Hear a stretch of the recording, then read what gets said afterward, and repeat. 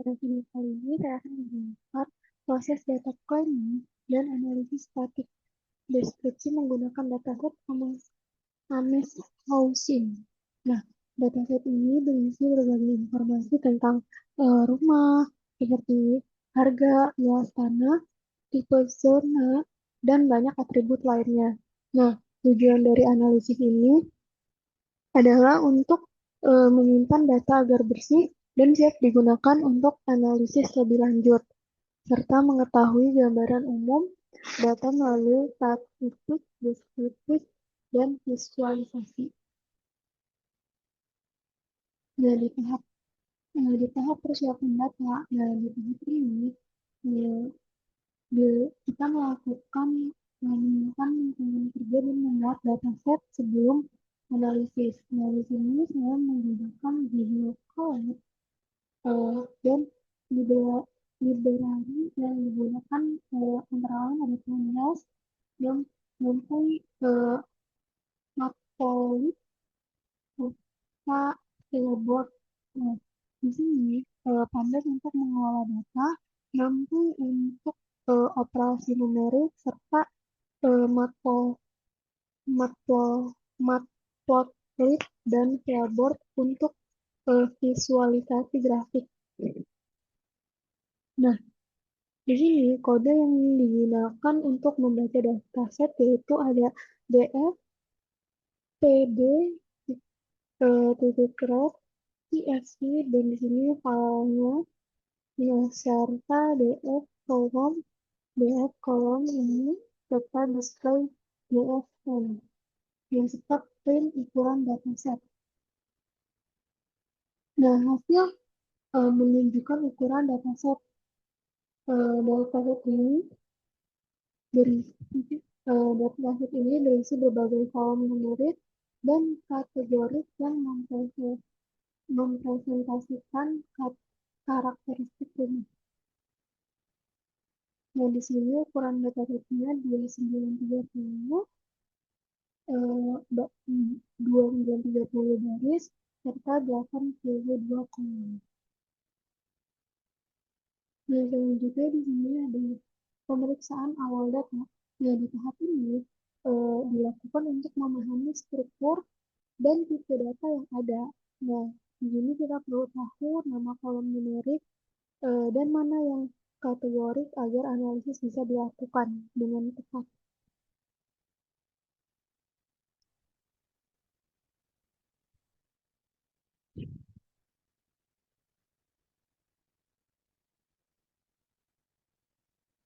Nah, di sini kita menggunakan df.info.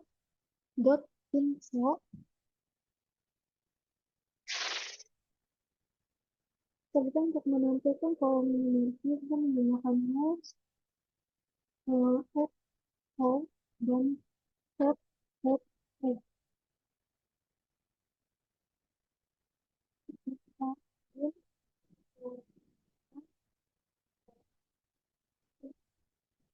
dan eh, kolom kategorisnya itu tulis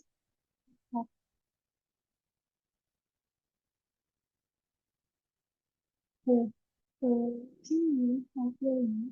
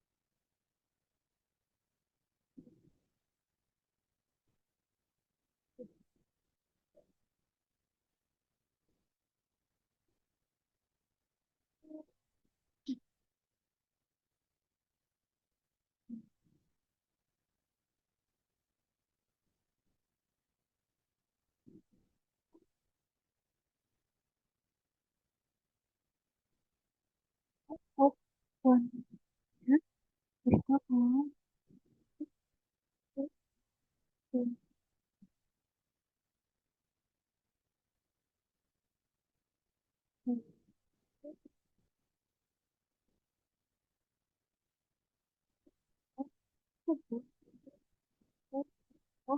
analisis misalnya kok dalam kolom harga rumah seharusnya numerik bukan teks. Nah, selanjutnya cek duplikasi dan inkonsistensi. Nah, sebelum sebelum mengenai kita perlu data tidak duplikasi atau duplikasi artinya baris data yang sama muncul lebih dari satu kali. Nah, inkonsen, inkon, inkonsistensi bisa terjadi kalau penulisan kategori tidak seragam, seperti RL dan RI.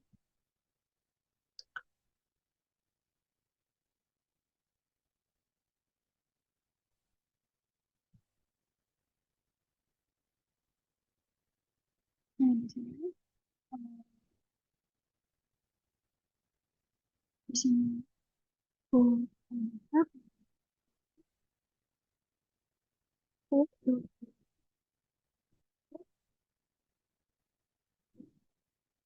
kita hasilnya ada agenda. Nah, untuk mengecek inkonsistensinya, kita bisa lihat nilai unik dari kolom kategori. Misalnya di sini yaitu Amazoning neighborhood house style. Nah, di sini nilai untuk Amazoning, di sini untuk neighborhood nilai uniknya, dan di sini untuk house style-nya. Nah, langkah ini penting agar data bisa benar-benar bersih dan konsisten. Nah, selanjutnya cek dan tangani missing value. Nah, missing value ini kayak data kosong. Nah, data yang eh, kosong atau tidak memiliki isi atau tidak berisi.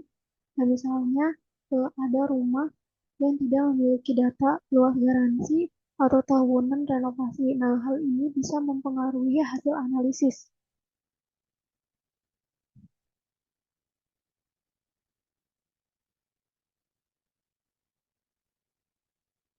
Nah, di sini untuk kodenya yaitu missing before dan missing before, missing before source value. Nah, ini untuk printnya kita menggunakan missing before entity print tidak ada missing value data sudah. Nah, di ini untuk hasilnya, dari hasilnya kita bisa tahu ada kolom mana yang paling banyak kosong. Dan untuk menangani missing value, kita bisa mengisi nilai numerik dengan median, mengisi nilai kategorik dengan modus.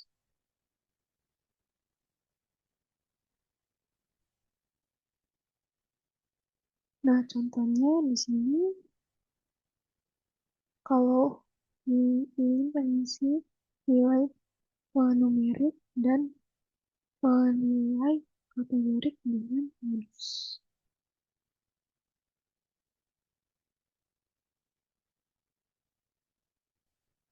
Nah, tujuannya di sini agar dataset tetap lengkap tanpa menghapus terlalu banyak data. Nah, di sini setelah missing value-nya diisi, maka semua missing value sudah berhasil ditangani. Selanjutnya, deteksi outlier. Nah, outlier, outlier itu nilai yang berbeda jauh dari kebanyakan data lainnya. Misalnya ada rumah dengan harga jauh lebih tinggi dari rata-rata. Nah, ini bisa mempengaruhi analisis. Untuk mendeteksi outlier digunakan metode interquartile range. Nah, di sini ini seperti Q1 dan Q3, IKR, bahwa nah ini kode IP-nya yang digunakan lalu lalu visualisasikan menggunakan box plot. Nah, di sini visualisasinya ini nanti Google Sites. Ini, hmm.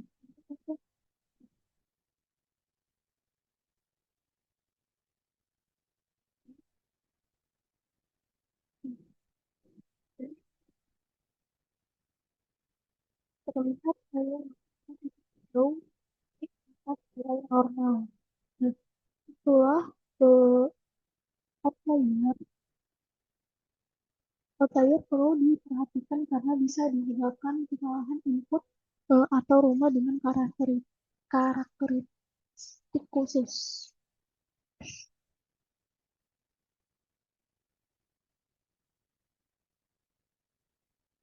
Nah, selanjutnya yaitu statistik deskriptif kuantitatif.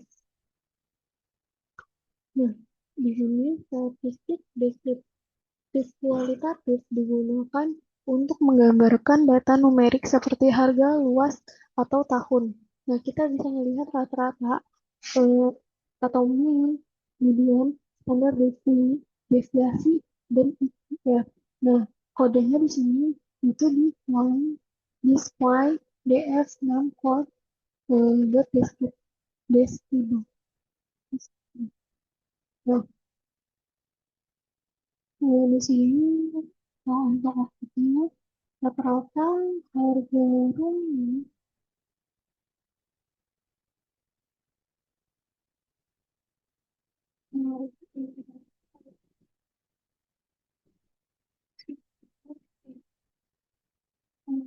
sekarang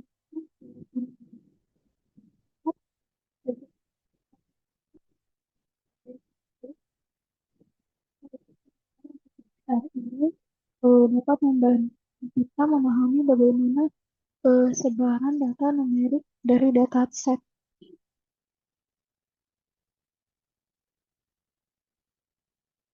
Nah, selanjutnya ada statistik deskriptif kualitatif. Nah, data kualitatif adalah data berbentuk kategori seperti tipe zone atau material luar rumah. Nah, kita bisa melihat berapa banyak tiap kategori muncul. Nah, di sini kita menggunakan zoning, new bold, house style, lalu di print dengan distribusi kategori. Nah, di sini untuk distribusi kategori zoning-nya ada RL, RM, FI, RH, C, IE, dan properti data tipenya slot 64. Dan sebagian besar rumah berada di zona RL, yaitu sekitar 77%. Artinya sebagian besar rumah ada di kawasan perumahan.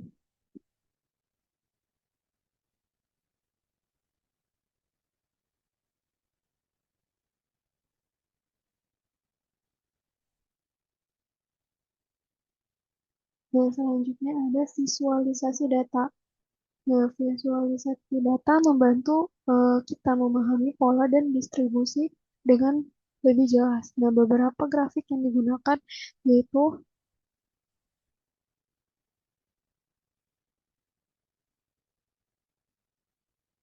ada histogram, box plot, serta bar chart.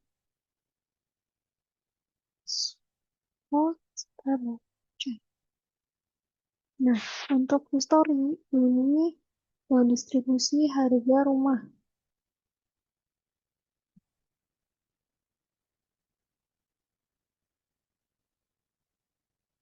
Dan di sini untuk box plotnya yaitu untuk melihat outlier. Dan untuk bucketnya untuk melihat kategori terbanyak. Nah, dari geografik distribusi harga rumah miring ke kanan sesuai hasil statistik bahwa median lebih kecil dari minimum.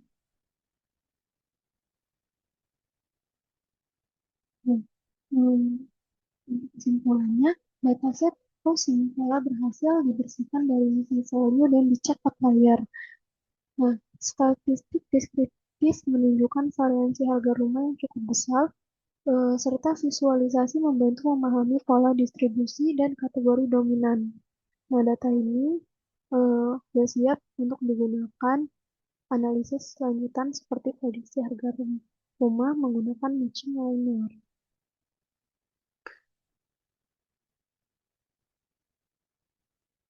Nah, mungkin itu saja yang dapat saya sampaikan. Kurang lebihnya, Semoga bermanfaat. Wassalamualaikum warahmatullahi wabarakatuh.